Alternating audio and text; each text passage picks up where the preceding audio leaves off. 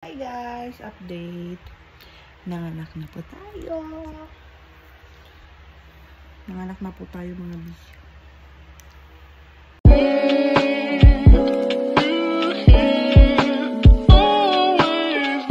Charot lang. Prank lang yun. Dito pa siya oh. Diyan pa siya. Hi guys! Ayan yun na. Ano ba tayo mag-ayos ng mukha niya? Wait lang. Ano lang to? Update hanggang sa tayo yung mga anak mga bis. So yun, nung madaling araw kasi, ayan, ang pangit. Nung madaling araw kasi guys, nung madaling araw, sumasakit-sakit yung tiyan ko. Like mga 12:30 siguro siya, 12:30 or mag-1 ganun. Then 30 minutes yung interval niya. I mean, nung sumakit, tumigil. Tapos nung sumakit ulit, 30 minutes ulit. Dalawang beses lang na ganun. Like, for example lang ha, hindi ko alam exact, hindi ko na naalala exact yung oras. Pero, like, for example, 12 AM, sumakit siya. Then, nag-stop siya ng 12:20. For example lang ha, kasi hindi ko rin binilang yung, yung time nung kung ilang minutes siya sumakit. Yan. So, like, for example, 12 AM siya sumakit, nag-stop siya 12:15. Okay? After ng 30 minutes, 12:15 plus 30 minutes, 12:45 ulit siya sumakit. Ganun. Tapos, stop ulit siya ng, kunwari, 1 AM, sumakit ulit siya ng 1:30. Ganun siya. So, nung nag-stop, 30 minutes ulit, tapos sumakit ulit. Dalawang beses lang na ganun, alright. Yesterday, is, April 20, bali April 22 ng madaling araw. Gets ba? And kasi ngayon is, April 22 ng gabi. Ouch! Ngayon, nasakit-sakit talaga yung puso ko, grabe. Ayan o. April 22 ngayon ng gabi, 9:39. And ang sakit ng puso ko ulit. Puso na. And panay tigas na rin siya mga bi. Like, parang dito sa may bandang taas, cephalic naman na siya. So, nakaayos na siya. And, nasakit-sakit natigas-tigas dito sa, palibot ng tiyan ko. Especially dito sa taas. Dito banda, dito. Ayun, nasakit-sakit siya. So, tomorrow is my next check-up, follow-up check-up. April 23. So, ang due ko, nung first ultrasound ko is May 23. So, pang 10 months yun, okay? Ang kasi guys, okay, para sa mga hindi pa nakakaalam or first time mom, yung mga ultrasound natin, nag-e-end siya ng 40 weeks. Sa yung nilalagay na EDD or yung due date natin nilalagay doon is pang 40 weeks. So 40 weeks is 10 months. Okay, gets nyo ba? Pang 10 months na yun mga bi. So May 23 nung first ultrasound ko, nung second ultrasound May 22 and May 23 din ata last ultrasound. According to LMP, last menstruation. Basta kung nabilang doon yung last na mens mo. Okay? Ayun, so tomorrow is April 23.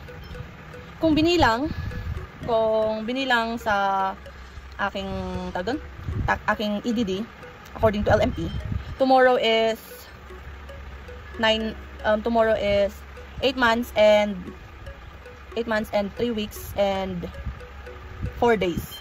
Ayan. Okay, guess ba? 35 weeks and 5 days.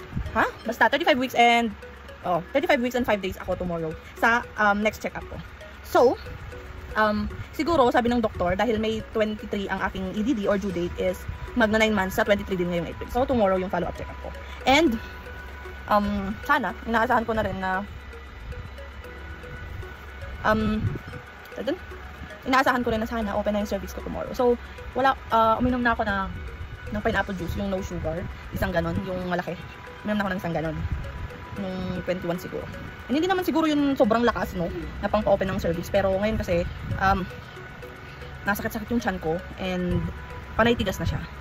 At may mga lumalabas din sa akin. Sinesearch ko nga eh, sa Google kung anong itsura ng mucus plug. Yun kasi yung mucus plug guys, is yung, wait, search natin para malaman nyo din ha.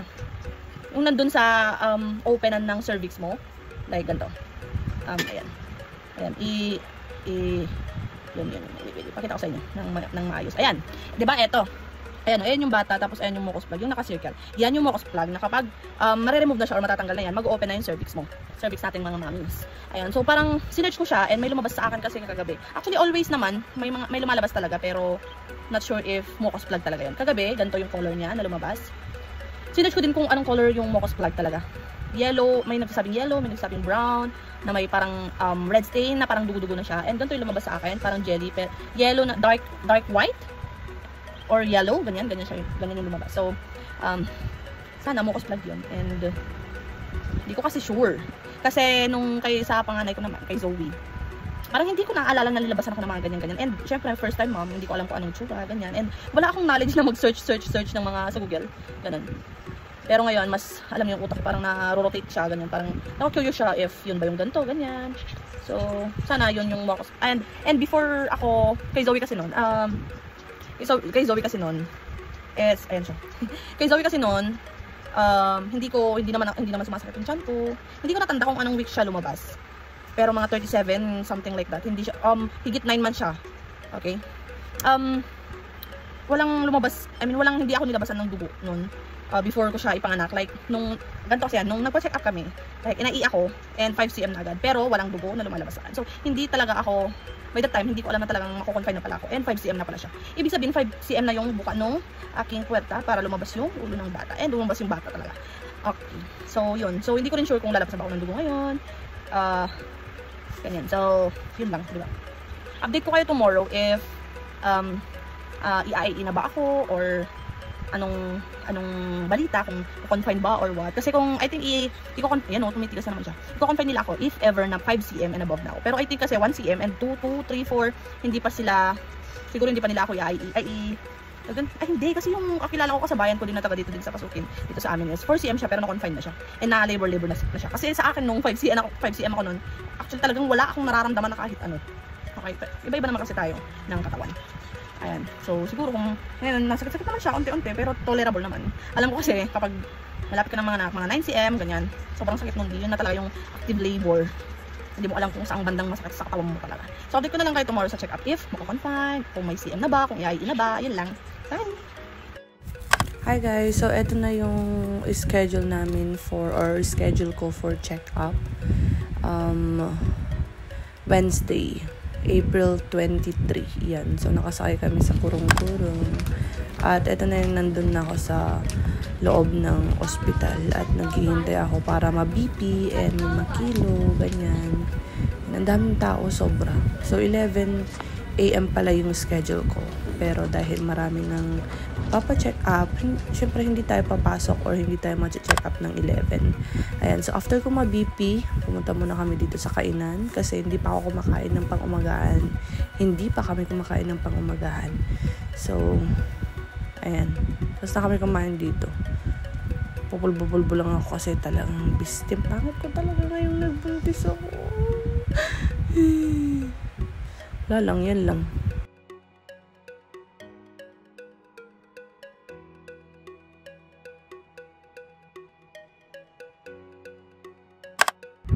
And dito, nandun na ulit ako sa loob. And hinihintay ko na lang ulit na tawagin yung pangalan ko. So, 2:18 PM na niyan, diba? 11 yung schedule ko, pero hanggang 2 halos 3 PM yung inaabot ng ng check-up ko. Ayan, so, tapos na ako dito ma-check up. And magbabayad na tayo. Hi guys! Update po. 2 cm! 2 cm na! Hindi na, lumabas na oh! Malaki na siya oh. 2 cm na. Pinauwi muna kami. Saka 2 cm pa lang naman. I-admit kapag 4 cm mataas. So, ayun. Lumabas na oh, ito na oh. Alam pangit. Ayoko nga.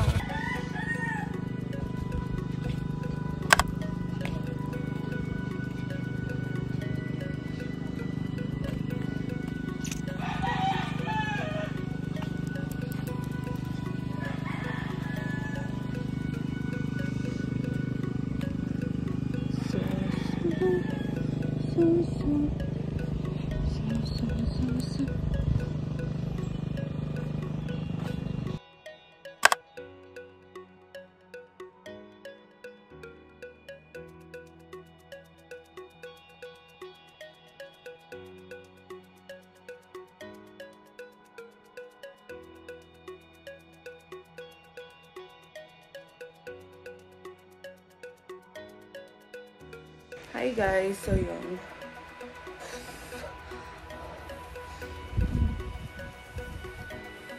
So, 2 cm tayo kanina. Nung nagpa-check up tayo kanina, NIE ako and 2 cm siya. At anong oras na? It's 1:12 AM. Kaya try kong mag-ano. Hindi pa naman siya nasakit-sakit. Pero natigas-tigas siya. Ayan. Natigas-tigas siya mga bi. Siguro dito na lang muna natin i-end yung vlog kasi nga mahaba. Ang haba na nung vlog. Dahil dun sa explanation ko nung una. Ayan.